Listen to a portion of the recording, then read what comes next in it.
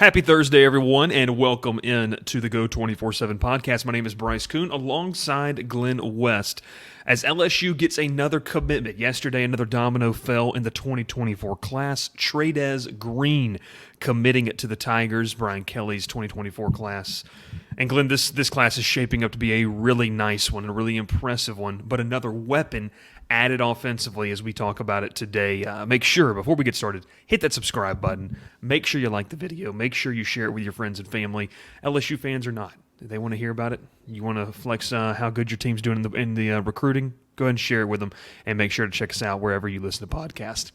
Trey'Dez Green, one of the top players in the country, the top player per the 24/7 rankings that's going to be in this LSU class as of right now. Glenn, this is a really big pickup just from seeing how Kelly builds the relationships with some of these kids and this staff. I mean, I don't think you can say enough about what the pickup of Trey'Dez Green does for this class and for the future of this offense. Yeah, a really elite pickup here with Trey'Dez Green. You obviously mentioned it here right at the top that it's the highest rated player LSU's had right now in their class for 2024.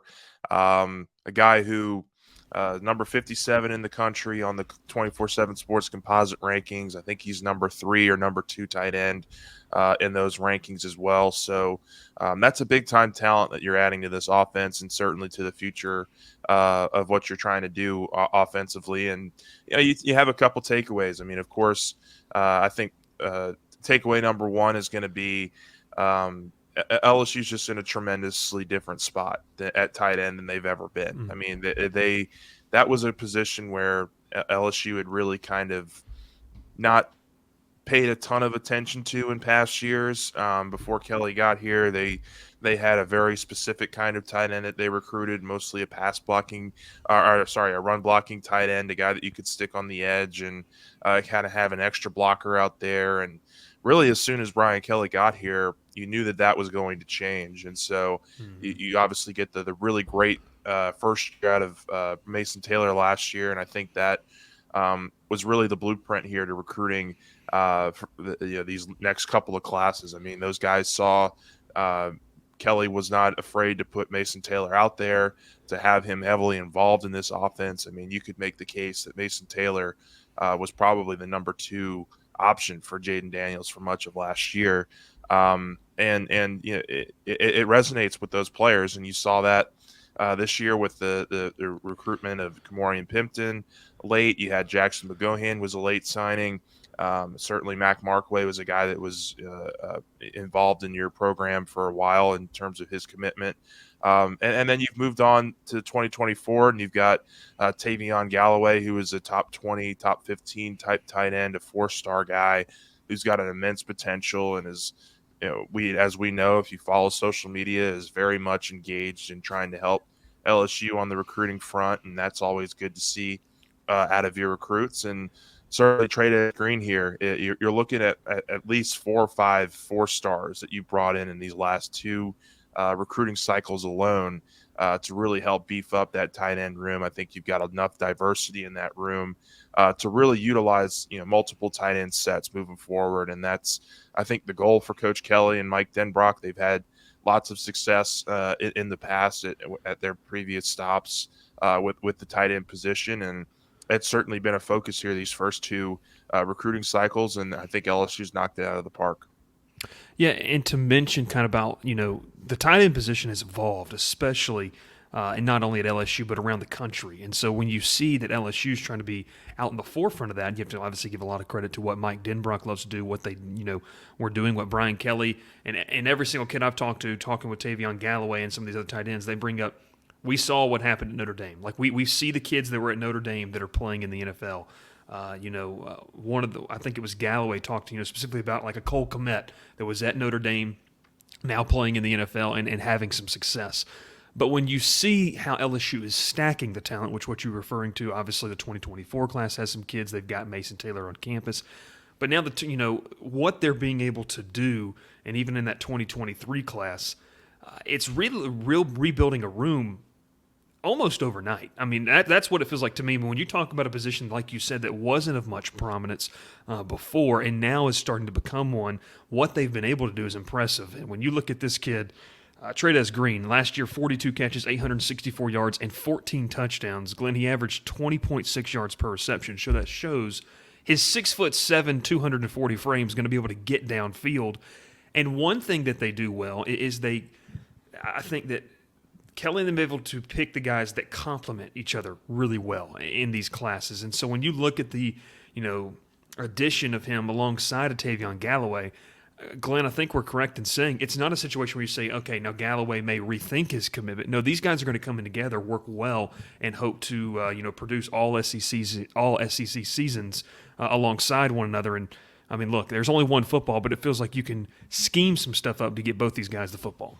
Oh, absolutely. I mean, Trey'Dez Green, 24/7 actually has him listed as a wide receiver right now. If you go in and look at his projections, and that's because he lined up on the outside, he lined up on the slot, he lined up, along the offensive line, and so there's just a lot of versatile ways you're going to be able to use Trey'Dez once he gets on campus and gets situated with the program, which allows you to run, as many as two other tight ends. I mean, if you stick Trey'Dez on the outside on one snap, you can theoretically put Mason Taylor in the slot. You can slide Tavion Galloway into the offensive line spot. You can use McGohan or Markway at that spot as well. I mean, like, there's just a lot of different options that are afforded to you when you have these versatile pieces like Trey'Dez Green. I do think it's going to be interesting to see how the whole football basketball thing plays out. That's going to be a big topic of conversation, I think, when he first arrives, just how he fits that in, because just talking with people, it does sound like he really wants to give that a shot. He loves basketball. He's very skilled too. I mean, he's got a great little outside shot, and he's 6'6". He's a big guy. He can get in and I think ruffle some feathers in the paint as well. So I think Matt McMahon has made it clear that he would like Trey'Dez to be a part of the program. In a walk-on perspective, I mean, he's going to be on scholarship for football. We do know that. But how he fits into what LSU basketball also wants to do, I think is going to be very interesting. It's going to be it's a tight schedule for sure. I mean, Yeah. you look at football starting in August and going all the way through December, and then you have basketball, which starts in October and goes through March. You're looking at kind of a 3-month window there where you have some real overlap. And if that's going to be what he ultimately decides to do his first year, he's going to have to really prioritize his time. It's going to be a tough schedule to work out. I don't think LSU's really done it with anybody recently. At least nobody comes to mind. They've had players that have gone from football to just basketball and vice versa. But I don't remember them having to juggle, at least in recent memory, guys at the same time. And so I do think that's going to be a really interesting conversation and kind of development to follow. Yeah, it'll be interesting because when you start to make that push for football, the push to Atlanta, that's when basketball kind of starts to heap up. You get all the preseason practices, the start of the season there in November. So it'll be interesting to kind of monitor what they're going to do with that. But like I said, this kid's a tremendous athlete. Oh, yeah. And Glenn, it leads me to a question I didn't immediately have in there, but I'm going to throw this in here because I think this is really intriguing. He won't be on campus for a while still, technically. It'll be here before we know it. But what does you think this do for the mind of Garrett Nussmeier, who all indications right now point that he is going to stay, knock on wood, at LSU?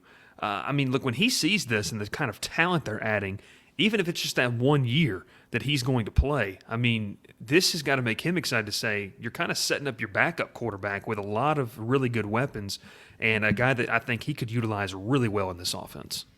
Oh, yeah. I mean, if I'm Garrett Nussmeier, I'm giddy with some of the weapons that they brought in the last couple of years. I mean, you talk about the 4 receivers in this 2023 class, a couple of which are already on campus. Obviously, the 3 tight ends that they brought in this class, and then the 2 tight ends in the next class that they brought in. And I think they have a receiver in there, too, from 2024. I can't remember who exactly it is. But, I mean, that's a lot of weapons there for Garrett Nussmeier to really have this time to get used to. Certainly in the 2023 class, I would expect him and a lot of those younger guys once they're on campus, Shelton Sampson, Kai Prean, Kyle Parker, Jalen Brown, Those are going to be the guys Nussmeier is really counting on next year. I mean, obviously, a guy like Neighbors and Brian Thomas and Chris Hilton, those are draft eligible guys. Those are guys that Kyron Lacey as well. Those are guys you could potentially lose next year. So you want to make sure that the cupboard isn't bare if that situation plays out. And I think the one thing we know about Nussmeier is he's a really solid leader. I mean, you've looked at it from Mm-hmm.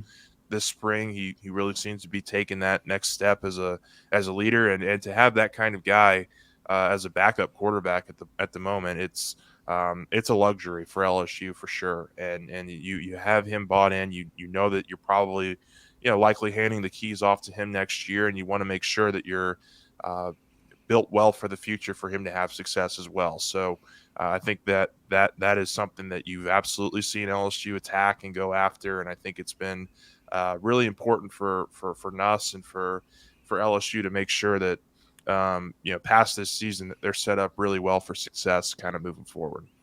Yeah, and I think too, it just goes back to what we're talking about, the stacking of talent. Not this saying this year is going to be our year. No, you're extending what a lot of people call in the professional ranks or even in college your championship window, and you're making that have a lot of pieces and making it a lot the sky a little bit brighter the later you get into Kelly's tenure at LSU. A lot of talent there. We got this question on our boards, and that's a good reason to point you to make sure you subscribe to Go 24/7. Fantastic content, great conversation with all of our staff members. Glenn, we got this question about the recruiting class and how we would rank it or something like that. And obviously, Glenn took the professional answer of I'm gonna have to take some time to think about that. Well, Glenn, your time's up. I'm gonna give you just a tidbit of a question right here.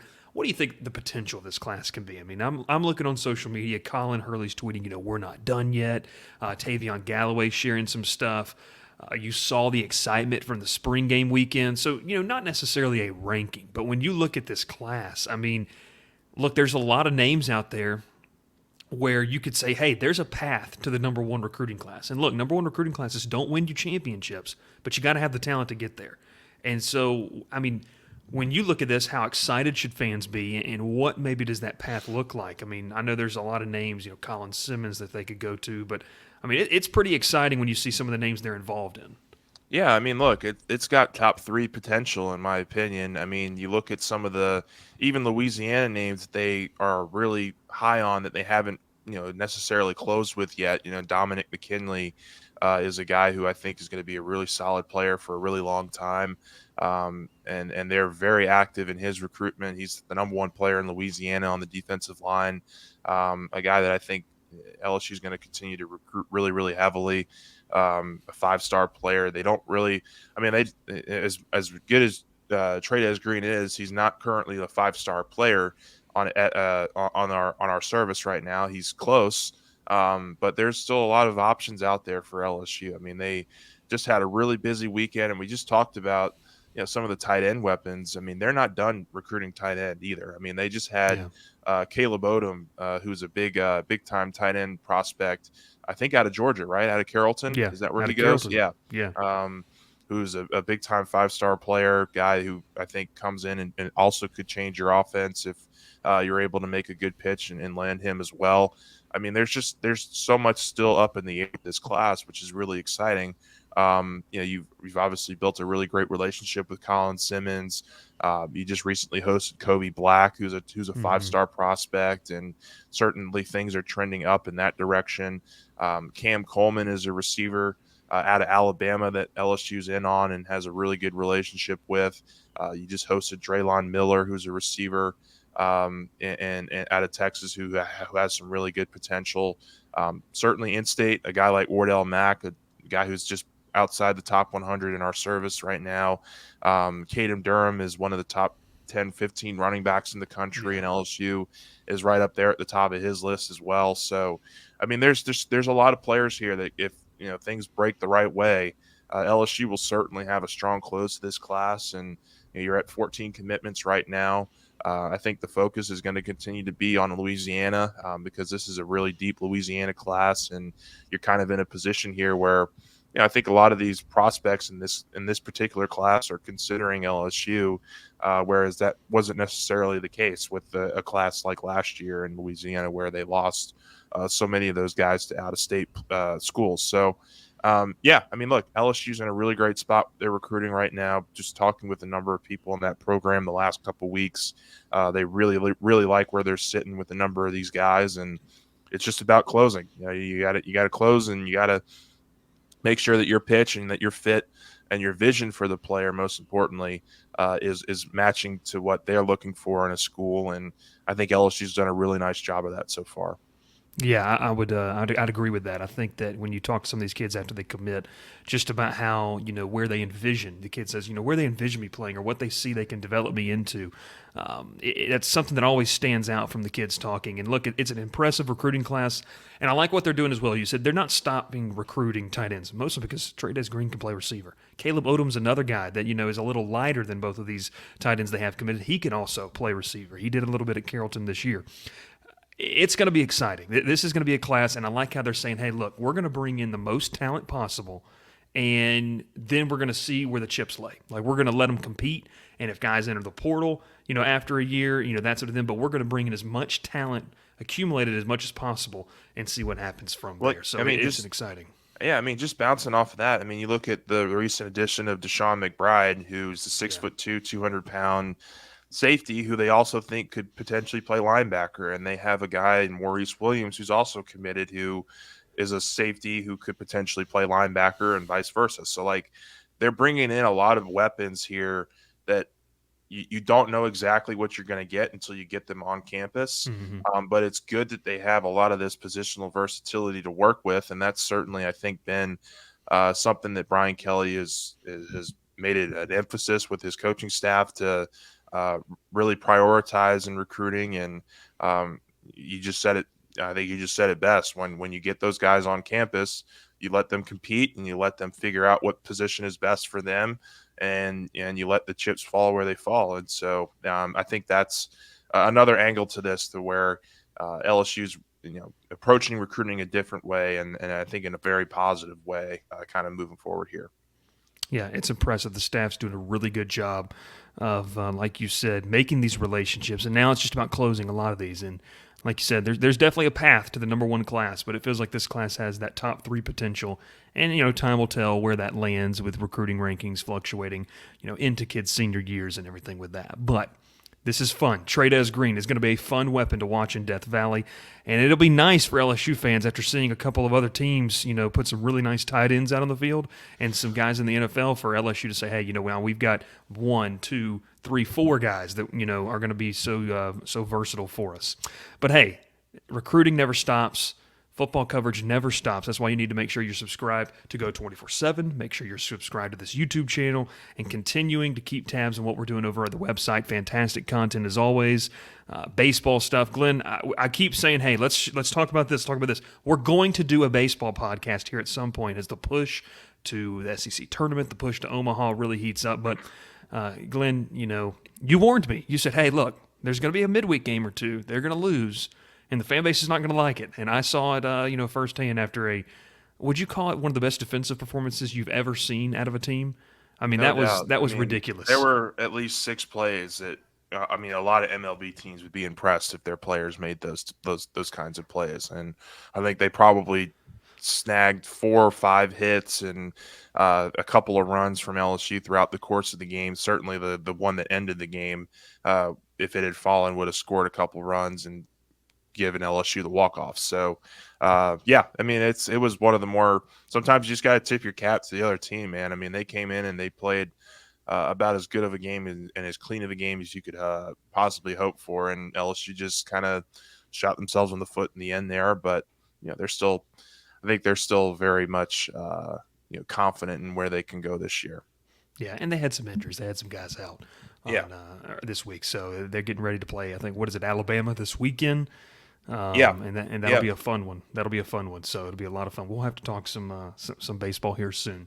But for now, that is all we have for today here on the Go 24/7 podcast. Trey'Dez Green committing to LSU. We failed to mention Deshaun McBride as well. So that's 2 big-time commitments within 7 days, period.